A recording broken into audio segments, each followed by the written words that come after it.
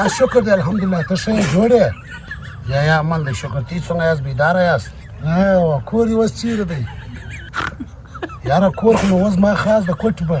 ښار په زړه کې خاص اوس کور یې وړی